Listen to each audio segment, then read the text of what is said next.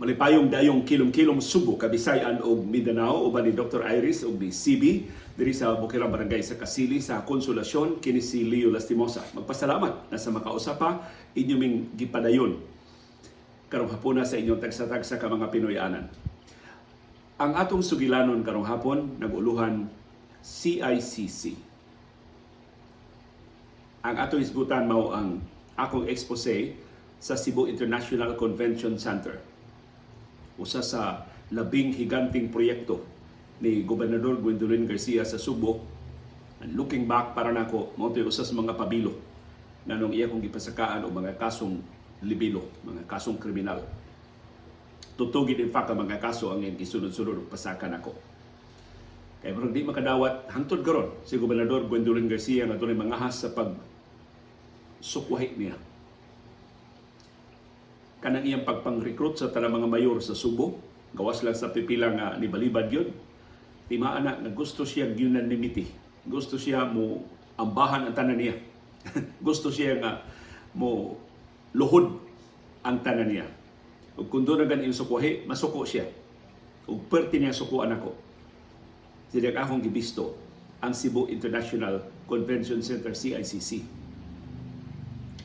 Nganong ako nanisgutan karong hapon, tungod ining kontrobersiya sa unnamed sources, confidential sources sa mo'y sentro sa investigasyon sa Kongreso, ining pasangil sa usa ka host sa SMNI, kining TV network ni Apollo Kibuloy, nga niabot og 1.8 bilyones pesos ang gasto sa mga biyahe ni House Speaker Martin Romualdez.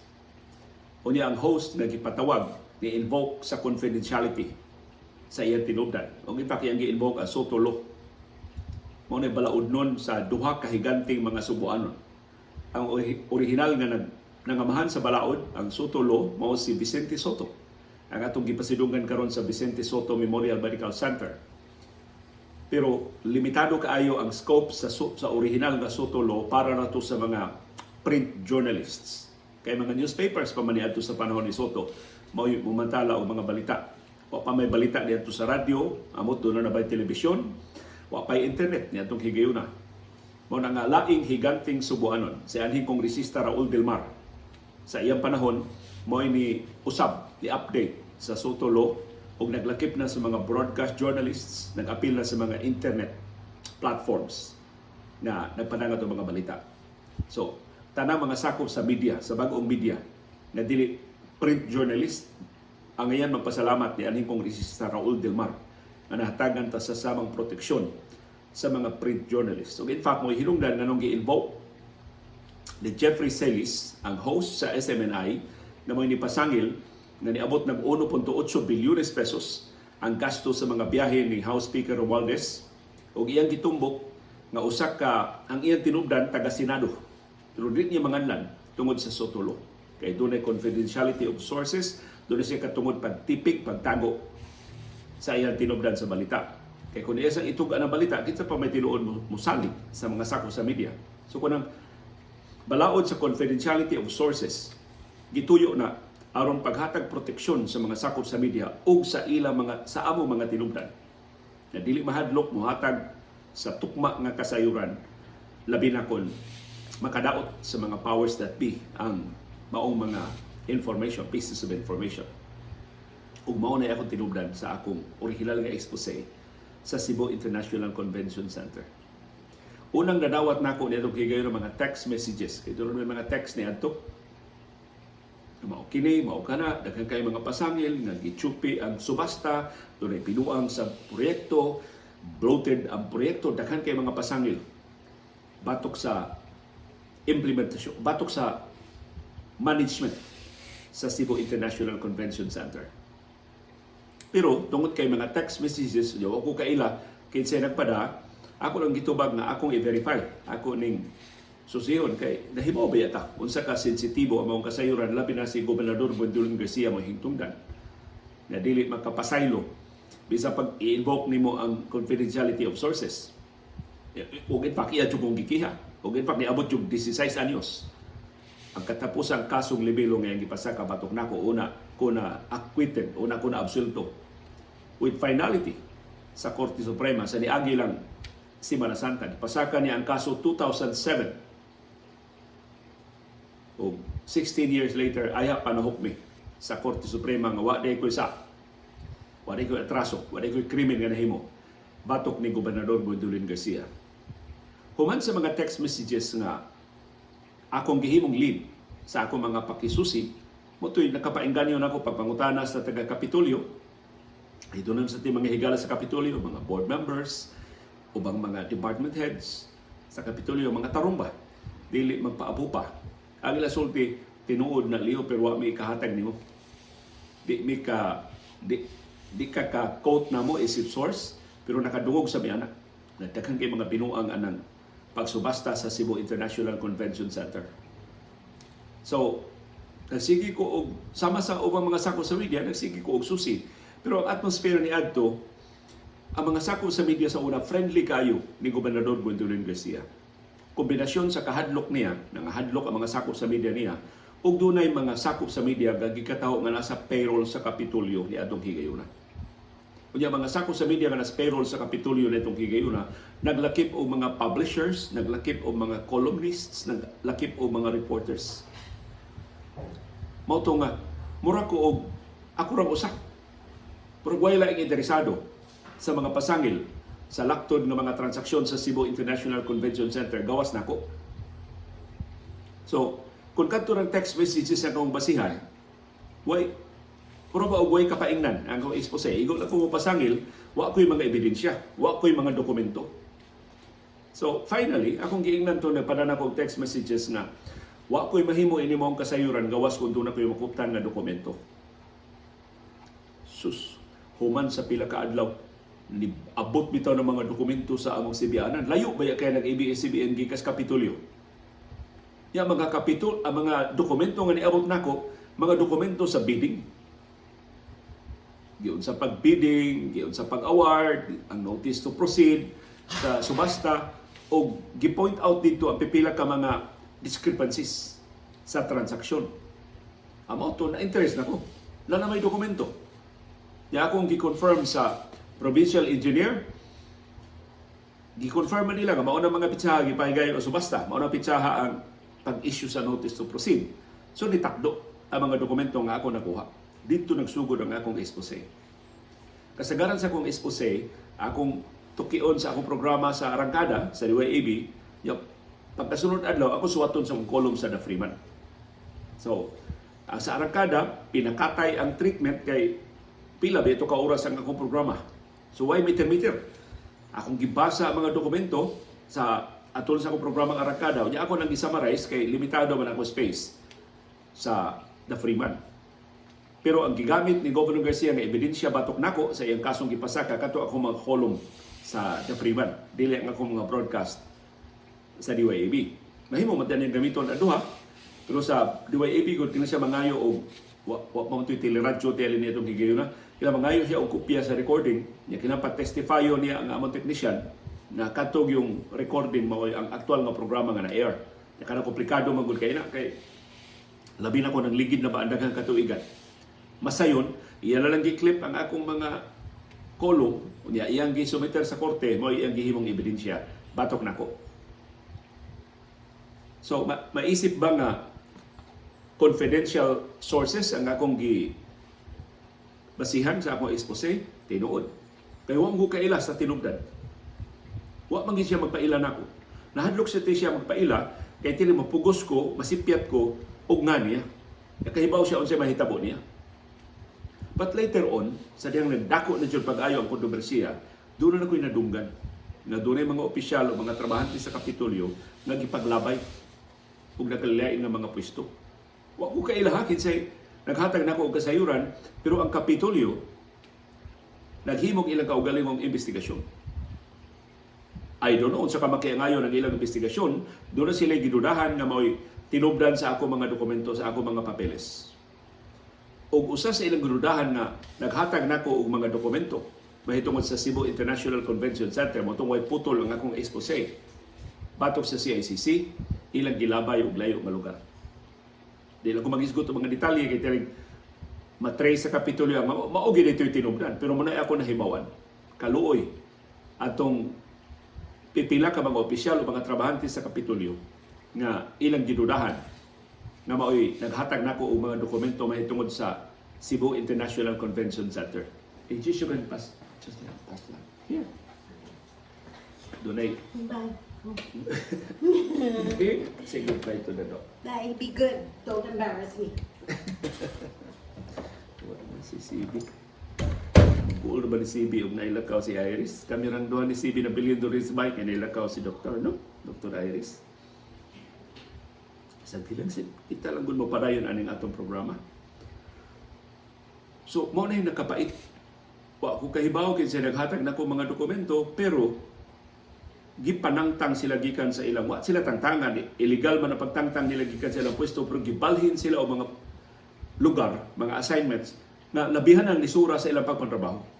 Gigukod bagid sila ba? Unya, kung mapugo sila resign, hindi makulban gid sila sa ilang kaldero. So diyan eventually nga doon na nato ideya kinsa naghatag nako mga dokumento kay nisumbong naman. Liyo gibalhin ako. Liyo gitaktak agi gilabay ko og laing lugar. So perti na kong gilpiha. Na ay mga opisyal o mga trabahante sa Cebu Provincial Government kansang interes maura nga mabisto nadto sa mga magbubuhi sa tinuod nga nahitabo sa transaksyon sa Cebu International Convention Center. Silutan na yun tungod nako.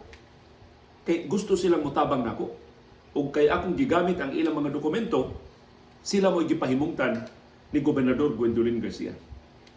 Ay doon na pabaron sa Kapitolyo. Dugay-dugay naman to. 16 years ago na ba ito? Tingali in taon nag-retire na ang maong mga opisyal o mga trabahante sa Cebu Provincial Government. Pero tungod atong mga dokumento nga ako nakuha, napugos si Gobernador Gwendolyn Garcia pag-offer na aron ko di ko magpataka o komentaryo, iyang ihatag nako ang tanang dokumento. Hatagan ko niya sa tanang dokumento sa Cebu International Convention Center sukad pagsugod hangtod pag-award, hangtod pag-luwat og notice to proceed sa proyekto. Kaya katong proyektuhan mo, gasto man itong kapin o sa ka-bilyon ka pesos, pati nakuha. Amot doon na bayla ang proyekto din isong bumulabaw sa kadakos gasto sa CICC. Tanawa sa resulta CICC karon. So, nalipay ko nga si Governor Garcia finally mohatag nako sa mga dokumento. Pero knowing Governor Garcia, dili kani hatagag dokumento nga way di ba musalida ba? Ingon siya aris Kapitolyo, i-turn over na ko nimo ang mga dokumento kung wari kas Kapitolyo. Buto nga.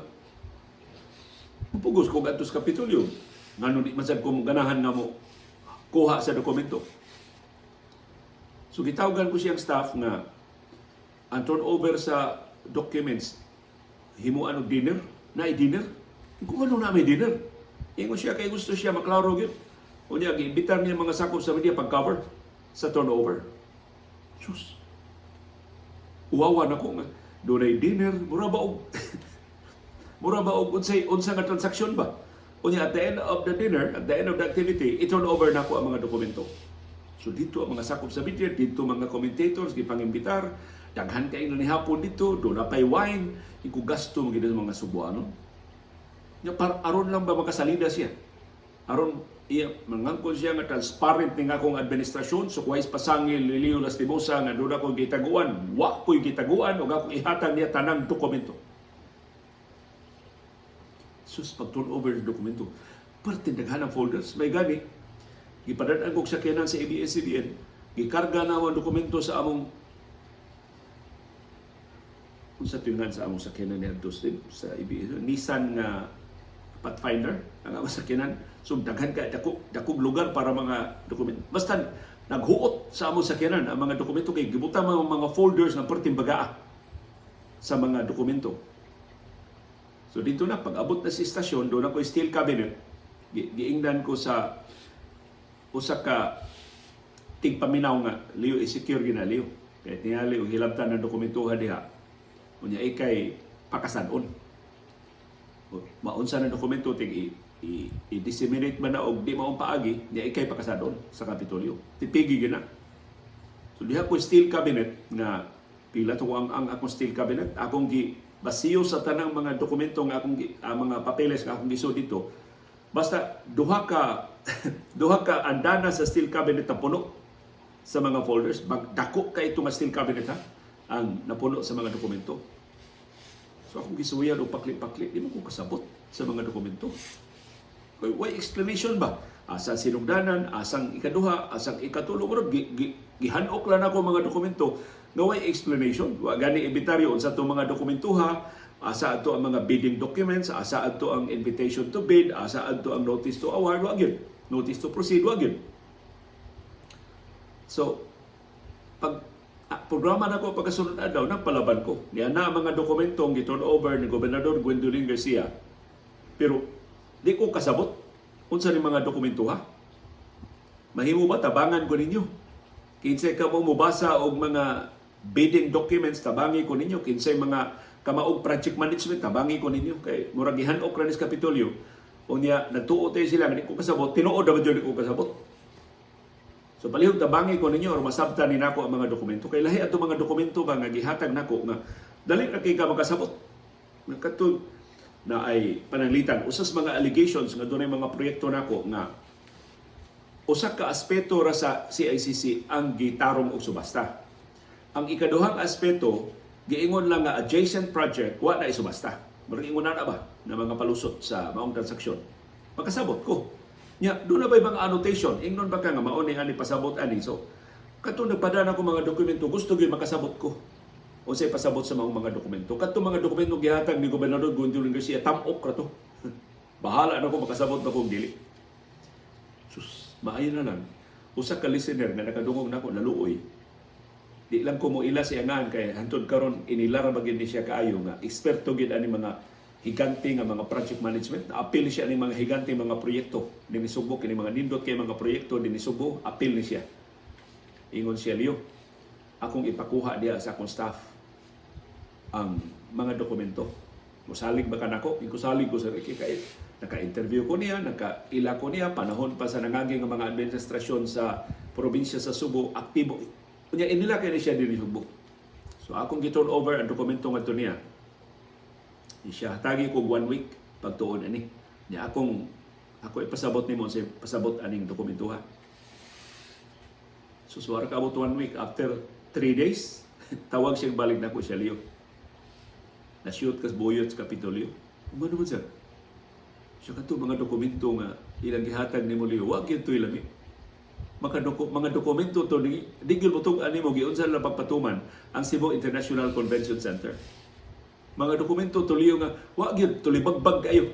Mga dokumento ba wag ilabot sa appeal siya sa project management pero kanang to pingis na gusto nimong mahibaw-an unsay nahitabo sa Minglanilla gihatagan kong dokumento mahitungod sa Aluginsan. So layo ra kay ba siya di gyud ka kasabot liyo. Kaya dokumento di man gyud mao. So gibanuangan na gyud ka sa Kapitolyo. Nya dinner pa. Gi-push official turnover pa. Mao to. Pero tinakusuko pagkaugma ako dahil giingon na akin na yung mga dokumentong gihatag ni Gobernador Gwendolyn Garcia na ko binuang din. Di mo tug-an na to unsa ginahitabo sa proyekto sa Cebu International Convention Center. So sa laktod pagkasultin, nagkaaway gid nagkasungi gid pag-ayo ni Gobernador Gwendolyn Garcia ato. Pero ako nahibungan, ako ra gyud nagtikaw-tikaw. Wa gyud laing sakop sa media nga nipunit sa mga issue. Doon nipunit ka pero nang tuhik-tuhik pa lang ba? Kana bang doon na sila ba yung tema? Taghanot na silang reporter, mas kamao ta sila nako nga mo tuki sa mga transaksyon, pero wa. Hangtod karon ang atmosphere sa Subo 16 years ago, mura karon mahadlok ang tanan ni Gobernador Gwendolyn Garcia. Kung mangahas ka pagsukol niya, yati ka. Maybe 16 years ago, ako yung isukol ni Gobernador Garcia, karon si Dr. Rowena Borden. So, ako naman nadunggan ito, na priso yun. Kung pila ka adlaw si Dr. Rowena Borden kay gilangay-langay ang iyang pagpiyansa sa kasong cyber libel, hindi pasakan ni Gobernador Gwendolyn Garcia patok niya. Pero mao na ang sinugdanan atong ako expose sa Cebu International Convention Center nagsugod og anonymous nga mga text messages dayon gisundan og mga dokumento nga nakakumbinser nako nga taga Kapitolyo gyud nga dunay kasayuran sa transaksyon ang ug mao nahimong pabilo sa ako mga expose sa Cebu International Convention Center. Yan itakdo to sa mga kasong gipasaka sa buhatan sa ombudsman. Kay base sa pasiunan dokumento nga ako nakuha, nangayo sa kopyas dokumento akong gihatagan si Crisologo sa Avedra. Katong kontraktor sa una nga mapili gani siya sa mga subasta, iyang ikiha ang nakadaog o ang local government unit nga nagpasiugda sa subasta. Siya usas nikiha sa buhatan sa ombudsman may tungkol sa transaksyon sa CICC. O in fact, mao to'y gibasihan. Kaya ako, wa man ko mo-file og kaso batok sa CICC. Si Chris Saavedra, manipasaka og kaso sa CICC, ug mao to'y giresolver sa buhatan sa ombudsman. Pero of course, doon ay mga dungog-dungog na hastang ombudsman na hadlok ni Gobernador Gwendolyn Garcia ug wa gyud to matarong sa pag-imbestigar sa ombudsman kadtong maong kaso. Ang kaso ra gyud nga nalutsan si Governor Garcia na abot gyud sa Court of Appeals, absoluto sab siya dito sa Court of Appeals ba to o sa Digan Bayan ba to ang katong sa Balili property sa siyudad sa Naga. Kaya mas klaro man to na malit yun silang dagat o niya sa diyang nabisto nga dagat ang ilang gipalit, ilang giabunuhan ang dagat aron mahimo ng yuta. But na unsa nakahan aron ang Balili property, ang ilang dahil silang plano sa una, tukuran ko nila pantalan, tukuran ko nila ang housing project, housing site, tukuran ko nila kini, tukuran nila kana, ambot na unsa na. Mangutahan ako sa taga-syudad sa Naga na unsa na ang Balili property diha sa Dakbayan sa Naga. Pero ang Cebu International Convention Center perting Laksuta, perting Batia. Mo'y unang naguba sa Linog atong 2013, mo'y labing naguba pag huros bagyong Yolanda sa samang tuig. Unya ang ubang mga buildings wa maunsa. So kana magpakita unsa ka substandard, unsa ka dali nga pagkahimo ang Cebu International Convention Center kausik sa usa ka bilyon ka pesos na gasto sa buhis sa mga Subuanon para sa maong proyekto. So kada agi nako sa CICC, makarealize ba ko kagrabe ining maong transaksyon. Unya nganong ang mga Subuanon nitugot man ini? Nganong ang mga anak ni Lapu-Lapu na maisugong gipukan ni Ferdinand Magellan in 1521 sa kabalbayunan sa Mactan, nisugot man ini maong transaksyon.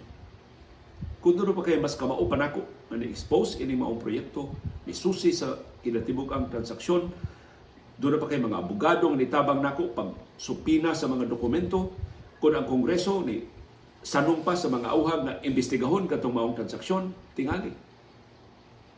Silutan yun kung doon na may mga kahiwian ang pagpatuman sa Cebu International Convention Center. So karon igon na lang magtanaw sa kadako sa kausik.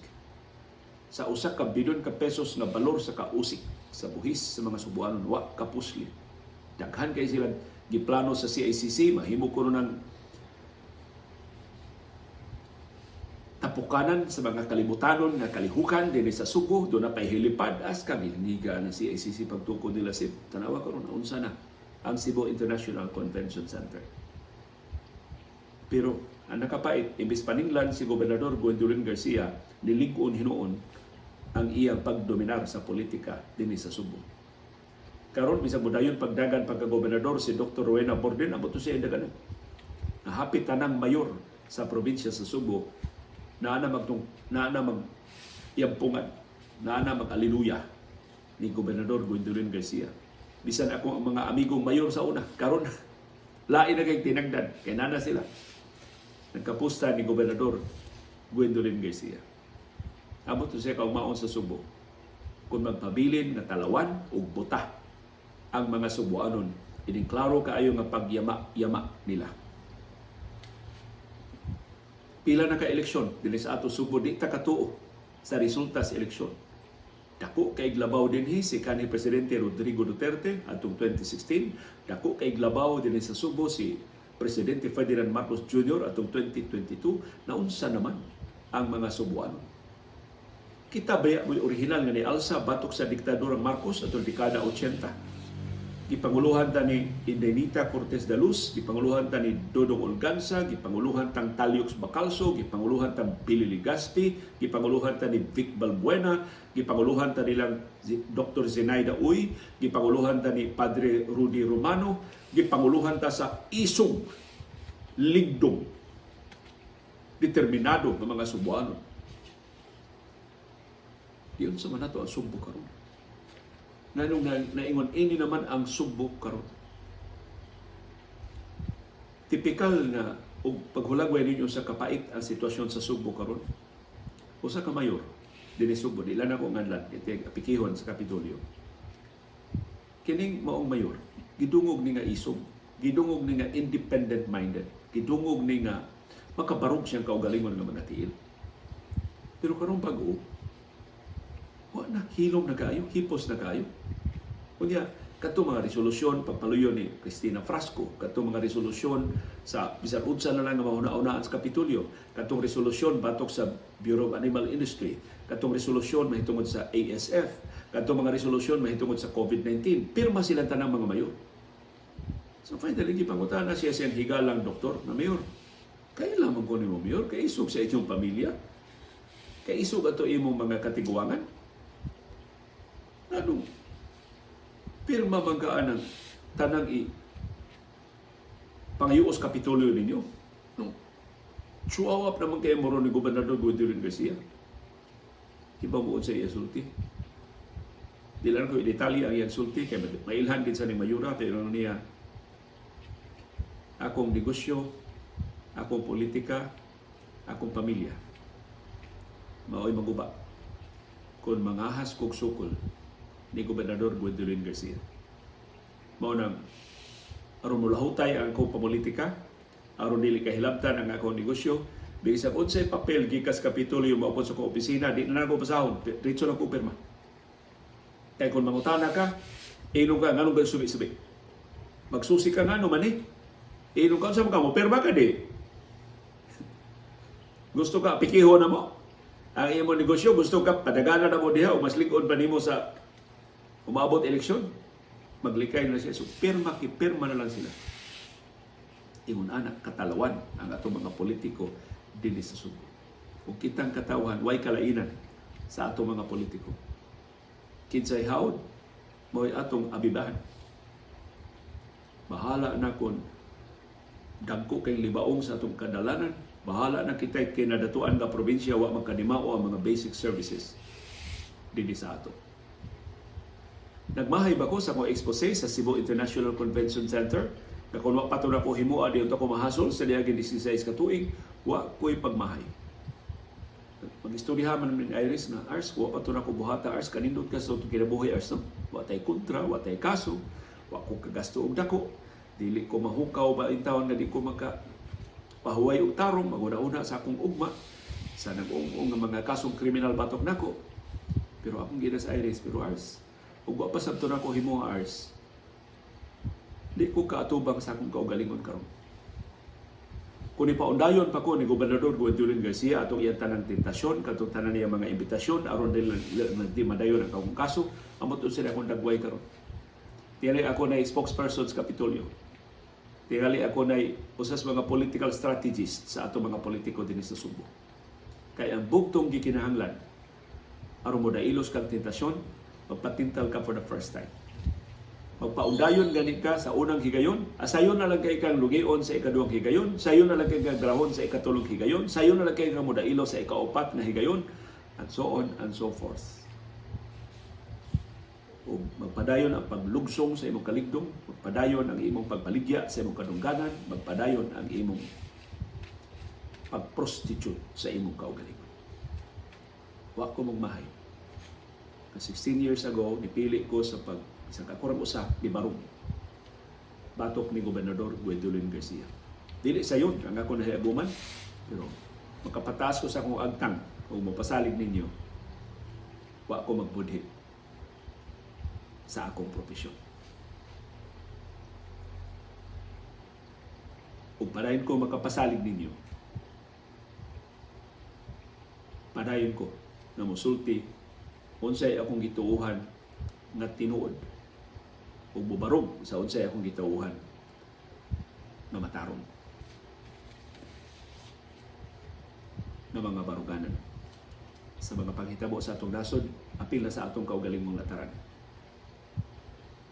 Uban ni Dr. Iris na nibiya nasip sa iyang Christmas party o ni CB gikan diri sa Bukirang Barangay sa Kasili sa Konsolasyon, kini si Leo Lastimosa magpasalamat sa iyong padayon nga pagsuporta o pagsalig o pagpaminaw sa atong panahon dayong kilom-kilom. Thank you very much, CB Girl.